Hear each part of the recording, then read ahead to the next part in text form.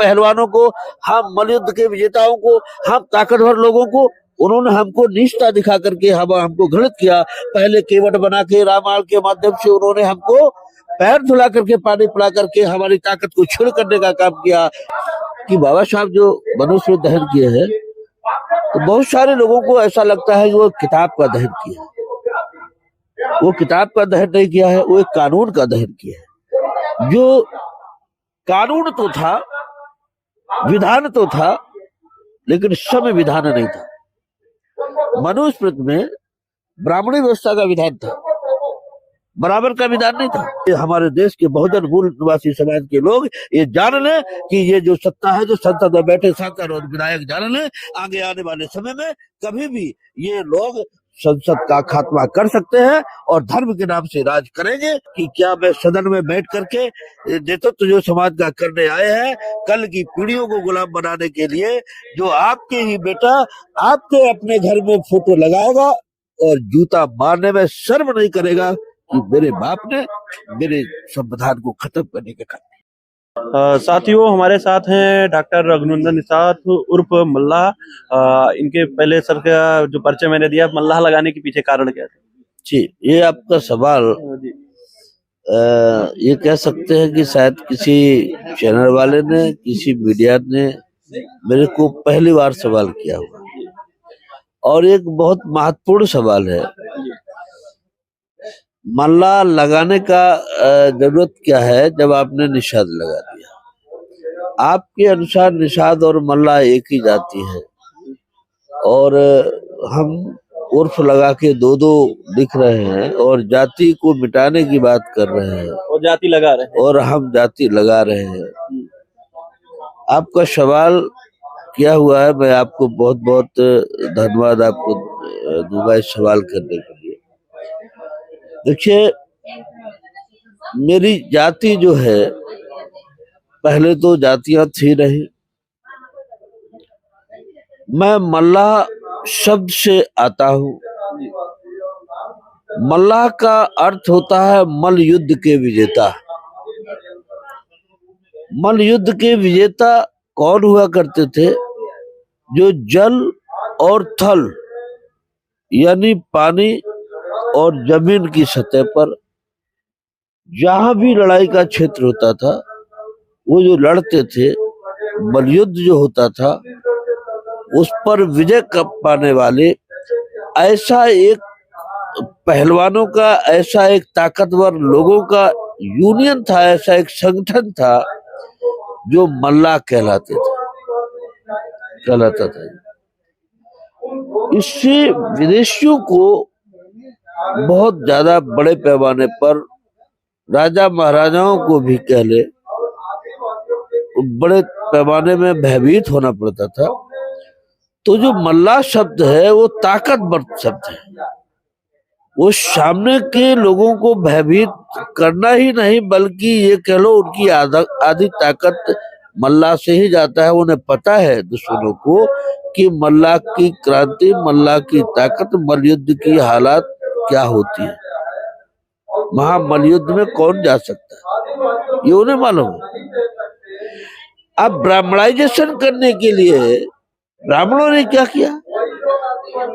ब्राह्मणों ने एक, जैसे मैं कह सकता हूँ, 4 वेद, 18 पुराण, 6 शास्त्र, गीता, रामायण, उपनिषद लिखा, लेकिन उस पर एक अंतिम किताब लिखा, श्रीमद् भगवत पुराण साप्ताहिक कथा। और श्रीमद् भगवत पुराण साप्ताहिक कथा में राजा वैन का दृष्टांत आता है, जो ब्राह्मणों के द्वारा ऐसा ऊंचे मंच में बैठ के कहा जाता है कि श्रीमद् भगवत पुराण जो पढ़ने वाला जो ब्राह्मण होता है गद्दी में, कि राजा वैन ने अपने जंघा को रगड़ा, उस जंघा से मैल निकला, जिस मैल से काला कलूटा बदसूरत, छोटा सा गैठा सा, लाल आंख वाला, लाल कान वाला एक व्यक्ति हाथ जोड़कर खड़ा हुआ। उसने राजा वैन से कहा, स्वामी मैं क्या करूं? तो राजा वैन ने कहा, तू नीच हो जा, तू बैठ जा, तो निषाद हो जा, वही निषाद कोल भील आदिवासी कहलाए और वही निषाद नदी नाले पोखरों में रहने लगे। यानी हम पहलवानों को, हम मलयुद्ध के विजेताओं को, हम ताकतवर लोगों को उन्होंने हमको निष्ठा दिखा करके हमको घृणित किया।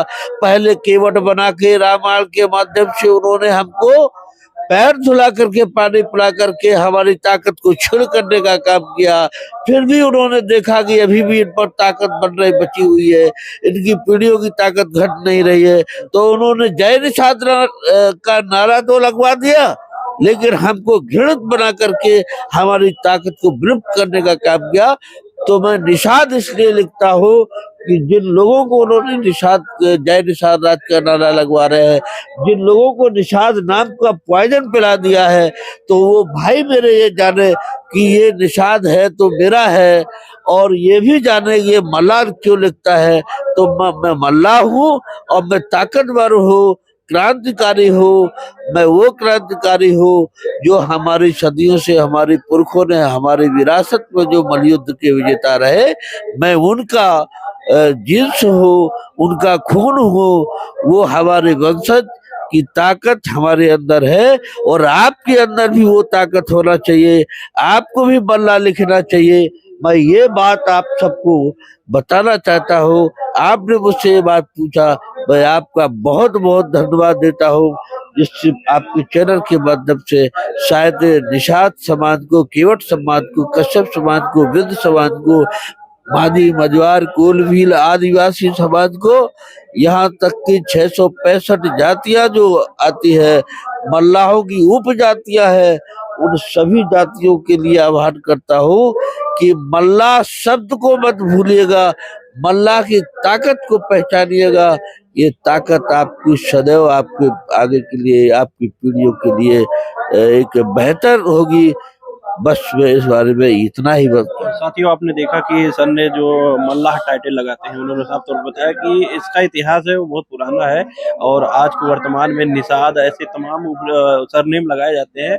और मल्लाह जो कम्युनिटी थी, जो कि लड़ाकू कम्युनिटी थी, पहलवान कम्युनिटी थी, उनके इतिहास को भुला दिया गया। तो साथियों, अगला प्रश्न करेंगे, आप तो कुलीन देवी के भांजे जी हैं, तो और वर्तमान में देखने मिला जो भी आपकी कम्युनिटी, मल्लाह ही मैं बोलूंगा कि मल्लाह कम्युनिटी के जो नेता देखने को मिल रहा है, वो कहीं ना कहीं दुश्मन के, आप जिन दुश्मनों ने, जिनकी बात कर रहे हैं, जिन्होंने हमेशा आरक्षण खत्म करने का काम किया, आज उन्हीं की पार्टियों में आपके जो बड़े बड़े लीडर हैं वो जाके शामिल होकर उन्हीं के सरकार बनाने का काम कर रहे हैं।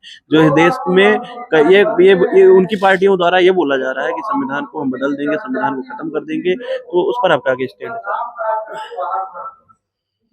देखिएगा, एक तो आपने वीरांगना फूलन देवी का नाम लिया, संविधान बदलने का नाम लिया, तो वीरांगना फूलन देवी जी की हत्या संसद में पहुंचने के बाद हत्या की गई। 3 राज्यों की पुलिस थोड़ी नहीं होती है,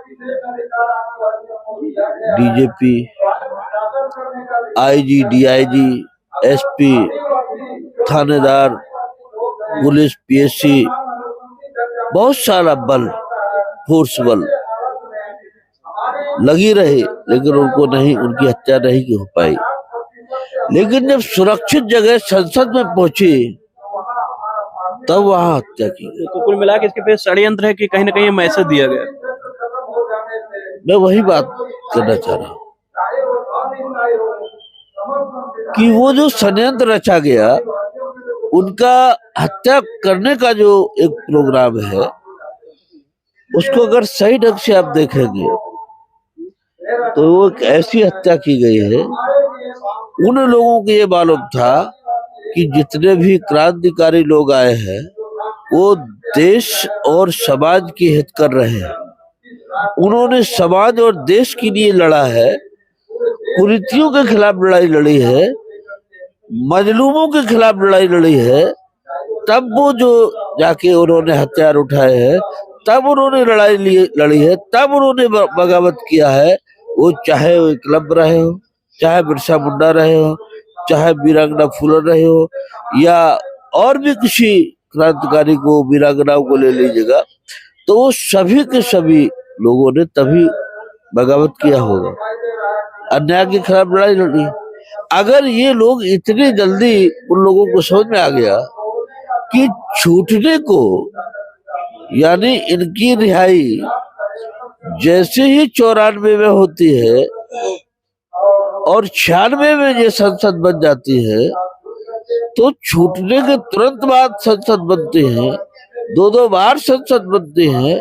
और अगर इनको नहीं रोका गया तो सीएम पीएम बनने से इन्हें कोई नहीं रोक सकता। और अगर सीएम पीएम ये बन जाएगी तो जो यहाँ का हमारा ये जो भारत है, जो भारत के राज्य है, इन राज्यों में कोई भी अन्याय हो नहीं सकता। और अन्याय हो नहीं सकता तो गुलाम नहीं होंगे, अत्याचार नहीं होगा, तो फिर हम राज किस पर करेंगे। ये राज से ये मतलब उन्होंने जो मूल निवासी बहुजन समाज है, माइनॉरिटी का समाज है, इनको न्याय ना मिले, इनको मतलब ये अन्याय से जो इनको जो पीड़ा जो इनको दी जा रही है, ये पीड़ा कभी खत्म ना हो, ये दर्द बना रहे। इनके साथ हमारे परिवार, हमारी पीढ़ियां जो सदैव सताती रहे हैं, वो सताते रहे। इसके लिए पहले इनको रोकना होगा। अगर ये आगे पहुंच गए तो ये सब कुछ खत्म करा देगी। ये खत्म हो इससे पहले इसको यही खत्म करो। इसके लिए राणा को षड्यंत्रकारी ढंग से पहले फूलन के घर तक पहुंचाया, अकेले पहुंचाया। जिस तरह से बृहदत्त की हत्या करने के पीछे, जब बृहदत्त की हत्या हुई ना, पुष्पित शुंग नाम के ब्राह्मण को दंडोत करते हुए उनके दरबार में वो जाता था, उसने बहुत सारे विश्वास दिलाए कि हम तुम्हारे हित कर है।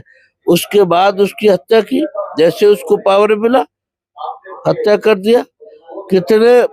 कितने हत्याएं किए, यानी जो हम कह सकते हैं कि जितना भी बुद्धा के जो प्रचारक थे, बौद्ध धर्म के प्रचारक थे, जितने भी भक्ते लोग थे, सबको कटवा डाला। कब कटवाया? जब एक ब्राह्मण उधर पहुंचा शरणागति होकर। ऐसे ही वीरांगना को खत्म करना साधारण बस में नहीं था, उनको खत्म करने के लिए षड्यंत्रकारी ढंग से दंडोते भरता हुआ व्यक्ति, जो क्षत्रिय व्यक्ति वहां जा रहा था, वो क्षत्रिय नहीं जा रहा था, उसके पीछे कहीं ना कहीं ब्राह्मणवादी लोग थे। ब्राह्मणवादी जा रहा था, आरएसएस जा रहा था। वो देश के वो लोग जा रहे थे कि जिसको ये दिख रही थी कि ये सांसद नहीं है, ये कल की सीएम और कल की पीएम है, ये पूरा देश कब्जे में होगा। और पूरा देश कब्जे में होगा तो कभी भी ब्राह्मण, कभी भी अपर कास्ट का राज्य नहीं आएगा, हुकूमत नहीं आएगी। जो हम हजारों साल से देश को गुलाम बनाए हुए हैं, वो गुलामी किसी भी सूरत पर आप इसको जो हम रोक नहीं पाएंगे। ये निश्चित तौर से ये खत्म करेगी और हम गुलाम नहीं बना पाएंगे। इसको पहले रोको। तब राणा को भेजा वहां पर, तब राणा ने वहां पर खत्म किया और मार करके आज स्वतंत्र घूम रहे हैं। बल्कि योगी सरकार में, शुरुआत में योगी की गाड़ियों में उस राणा को देखा गया। एक बीजेपी के विधायक ने अपनी बेटी के साथ राणा की शादी कर दी, और जिसको फांसी की सजा होना चाहिए, और वो जो है आज स्वतंत्र घूम रहा है। तो साथियों, आज देख सकते हैं कि सर की जो व्यथा है वो बता रहे हैं कि जो हत्यारा है आज कहीं ना कहीं सरकारें उनको छोड़ने का काम कर रही है और स्वतंत्र होकर घूम रहे हैं। सर, दूसरा सवाल है सर, मेरा बड़ा सवाल है कि इस समय देश भर में मनुस्मृति वर्षेद संविधान का मामला चल रहा है।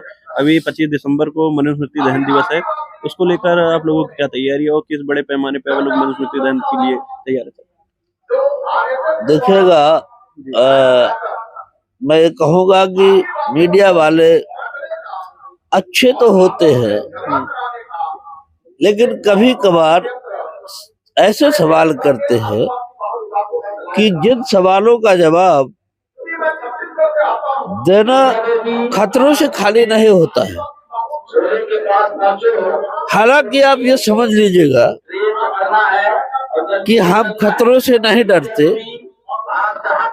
आपका जवाब जो है, क्योंकि मैं खतरे की जगह पर चंबल में पैदा ही हुआ हूं, तो मुझे डर नहीं है खतरे का। जिस संविधान की बात कर रहे हो, जिस मनुस्मृति की बात कर रहे हो, 25 दिसंबर को दहन की बात कर रहे हो, तो जो बाबा साहब ने मनुस्मृति का दहन किया था, तो ये लोग जो पहले मैं आपको ये बताना चाहेंगे कि बाबा साहब जो मनुस्मृति दहन किए हैं, तो बहुत सारे लोगों को ऐसा लगता है कि वो किताब का दहन किया है। वो किताब का दहन नहीं किया है, वो एक कानून का दहन किया है। जो कानून तो था, विधान तो था, लेकिन संविधान नहीं था। मनुस्मृति में ब्राह्मणी व्यवस्था का विधान था, बराबर का विधान नहीं था। यानी आपने मर्डर किया और एक बैकवर्ड एसटी के नाम से जो लोग हैं उन्होंने मर्डर किया, तो आज की डेट में संविधान के आधार पर, बाबा साहब की लिखित आधार पर, और आप सवर्ण हैं, ब्राह्मण है अगर, क्षत्रिय है अगर, या और भी जो भी आप समझ रहे हो, तो 302 का अगर आप पर केस बनता है तो 302 पे हम पे बनेगा, मुसलमान भाई पे बनेगा, सिख भाई पे बनेगा, ईसाई पे बनेगा, वो SC ST कोई भी हो, सभी पे बनेगा। लेकिन कल क्या होता था, अगर ब्राह्मणों ने मर्डर किया तो उसकी चोटी के 2 बाल 4 अंगुर काट दिया जाए तो उसका बराबर हो गया। अगर मैंने मर्डर किया तो मौत के बदले मौत, ये 2 तरह का कानून था, तो संविधान नहीं था। तो उस समय जो बाबा साहब ने ये दहन किया किताब, मैं कह सकता हूँ कि वो दहन एक कानून का जो खात्मा खत्म किया और नया उदय किया। जो अंग्रेजों के माध्यम से जो कानून में बहुत सारे हमको अधिकार मिल रहे थे, विकास हो रहा था, तो वो जो आप जो पूछना चाह रहे हो, तो वो तो मिला। आज की डेट में जो आप संविधान को खत्म करने की बात कर रहे हैं, ये प्रश्न आपका बहुत अच्छा है, ये खतरे से खाली नहीं है। इसको मैं आपको बता दूं, संसद में बैठे हुए जितने भी लोग हैं, जो बहुजन समाज के लोग हैं, जो महिलाएं चुनकर जाती है, चुन के पहुंची है, खास तौर से मेरा ये संदेश उनके लिए है जो सदन में बैठी हैं, जो सभी राज्य की यानी विधानसभा में बैठे हैं, उनको मैं संदेश देना चाहता हूँ कि जो सिंगौल नाम का एक सिंगौल नाम शब्द आता है, जो दंड है, जो एक डंडा देखा होगा, जो सिंगौल सौंपा गया था, सत्ता हस्तांतरण किया गया था, तो जो जिस समय अंग्रेज गए हुए थे उस समय ये सत्ता हस्तांतरण हुआ था, वो सिंगौल देके गए थे। तो जो इलाहाबाद में यानी उसको सुरक्षित रखवाया गया था, और वो जो यहाँ रखवाया गया हुआ था और उसको उठा के वहां पहुंचाया गया नई संसद में, वहां रखवाया गया, ये अच्छी बात है। लेकिन जब सौंपा गया था तब भी ब्राह्मण को सौंपा गया। इसीलिए सरदार वल्लभ भाई पटेल को 11 वोट मिलने वाले को PM नहीं बनाया गया, 3 वोट बनने वाले को PM बनाया गया।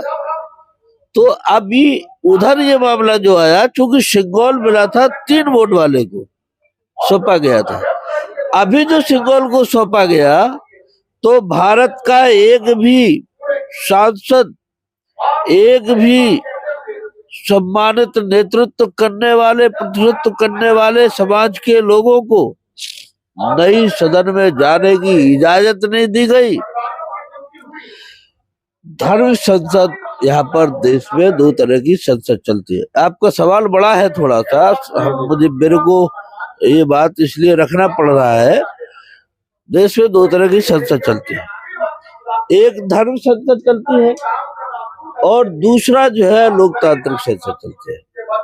जो धर्म संसद चलती है, धर्म संसद में 4 प्रधानमंत्री होते हैं, 4 PM होते हैं, जिसे शंकराचार्य बोलते हैं, और लोकतांत्रिक संसद में एक पीएम होता है जिसे प्रधानमंत्री बोलते हैं। तो ये धर्म संसद और के नाम पर जो एक संसद बनी, तो अभी जो संसद सौंपा गया है वो जो हमारा सिंगल था, वो आप देखेंगे तो 4 जो शंकराचार्य थे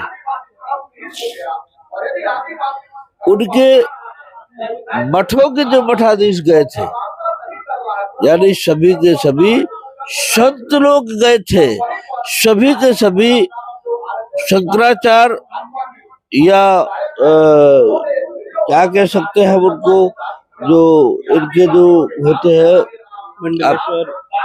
महामंडलेश्वर और मंडलेश्वर, जैसे महामंडलेश्वर एक मुख्यमंत्री के बराबर पावर रखता है, ये हमारे लोगों को जानकारी नहीं है। उनको सुविधा सीएम की सुविधाएं मिलती है उनको, और जो शंकराचार्य को सुविधा मिलती है वो प्रधानमंत्री की सुविधा उनको मिलती है, उनको सारी सुविधाएं मिलती है, वो टैक्स पे नहीं होते, टैक्स फ्री होते।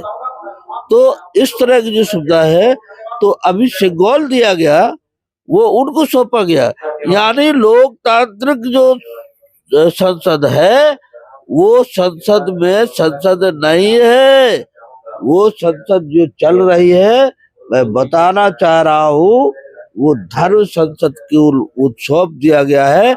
और वो धर्म संसद जो सौंपा गया है वो हिंदू नाम का जो शब्द दिया गया है, वो हिंदू नाम का शब्द बहुजनों को, बहुसंख्यकों का नहीं है, वो सिर्फ ब्राह्मणों के लिए दिया गया है। वो कैसे दिया गया है मैं आपको मैं समय ज्यादा नहीं लूंगा, 1 मिनट या 2 मिनट और बोलना चाहूंगा। वो त्रिदंडी संत को दिया गया है, जो संत इस देश में बड़े पैमाने में धर्म का प्रचार करते हैं। मैं समस्त भारत के संत मुनियों ऋषियों को, जो हमारे समाज से, हमारे बैकवर्ड एससी से जो भी ऋषि मुनि सन्यासी बन के घूम रहे हैं, मैं उनको प्रणाम करता हूँ और उनसे अनुरोध करता हूँ, आप में से मेरे को पूरे भारत में एक ऐसा संत ढूंढ के लाओ जो त्रिदंडी संत हो। संपूर्ण भारत में एक संत लाओ जो त्रिदंडी संत हो। मैं जानता हूं कि हमारे सारे संत ऋषि मुनि सन्यासी जो भी अपने आप को मानता है, वो जानते हैं कि हमको त्रिदंडी संत बनने का हमारी क्षमता नहीं है, औकात नहीं है, अधिकार नहीं है, ब्राह्मणवाद है, यही धर्म की पहचान है। त्रिदंडी संत कौन होते हैं? त्रिदंडी संत सिर्फ अकेले बनने का अधिकार सिर्फ ब्राह्मणों को होता है, क्षत्रिय भी नहीं बन सकता। आपको पता हो या ना हो, आप चैनल ले हो, आप अपना जो सोशल मीडिया के माध्यम से जो आप सवाल किया हुआ है, मैंने कहा ना, खतरे से खाली सवाल नहीं किया आपने, बहुत बड़ा सवाल, बहुत विकराल सवाल किया है। तो जो ऋषि मुनि है, यानी वो त्रिदंडी संत है, वो ब्राह्मण के अलावा नहीं बन सकता, और ब्राह्मण के अलावा नहीं बन सकता यहाँ तक सीमित नहीं है। उसकी उम्र 60 साल से कम नहीं हो सकती, 60 साल से ऊपर हो वो बन सकता है, और यही तक सीमित नहीं है, वो 60 साल का हो, इसके भी और ऊपर है, उसकी पत्नी नहीं होना चाहिए, उसकी बीवी मर गई हो या उसके पास बीवी हो ना, वो हो। अगर पत्नी जिंदा हो तो जीते जी पत्नी के यानी अंतिम संस्कार का जो कार्यक्रम होता है वो भी करा दिया गया हो। ऐसा ऋषि मुनि सन्यासी जो त्रिदंडी बनते हैं, वो त्रिदंडी वही शंकराचार्य हो सकता है, वही त्रिदंडी संत हो सकते हैं। त्रिदंडी संतों के हाथों में एक दंड होता है, उस दंड में ऊपर से देखेंगे नीचे तक कपड़े से वो बंद जो होता है, वो त्रिदंडी संत होते हैं। और वो त्रिदंडी संत को ही वो दंड, वो जो है सिंगल सौंपा गया, यानी वो धर्म हिंदू को नहीं सौंपा गया, वो सिर्फ ब्राह्मणों को सौंपा गया, सिर्फ ब्राह्मणवाद को सौंपा गया, सिर्फ ब्राह्मणों को सारे देश को गुलाम बनाने के लिए ब्राह्मणों की सत्ता हस्तांतरण किया गया। ये मैं बात करना चाहता हूँ आपके माध्यम से। ये हमारे देश के बहुजन मूल निवासी समाज के लोग ये जान लें कि ये जो सत्ता है, जो संसद में बैठे सांसद और विधायक जान लें, आगे आने वाले समय में कभी भी ये लोग संसद का खात्मा कर सकते हैं और धर्म के नाम से राज करेंगे और गुलाम बना करके अपने आप को, हमारे लोगों को जो संत बने घूम रहे हैं, ये जो संत और महात्मा सन्यासी है, ये भी उनके गुलामी करेंगे और गुलामी की तरह जीवन जीना। हम समझते हैं कि 100 साल जीने से 1 घंटे के लिए आजादी की जीवन बेहतर होता है, और उन्हें अगर आजादी में जीना है तो निश्चित तौर से अपने इस संदेश को अपने अंदर झांके कि क्या मैं सदन में बैठ करके नेतृत्व जो समाज का करने आए हैं, कल की पीढ़ियों को गुलाम बनाने के लिए, जो आपके ही बेटा आपके अपने घर में फोटो लगाएगा और जूता मारने में शर्म नहीं करेगा कि मेरे बाप ने मेरे संविधान को खत्म करने का काम।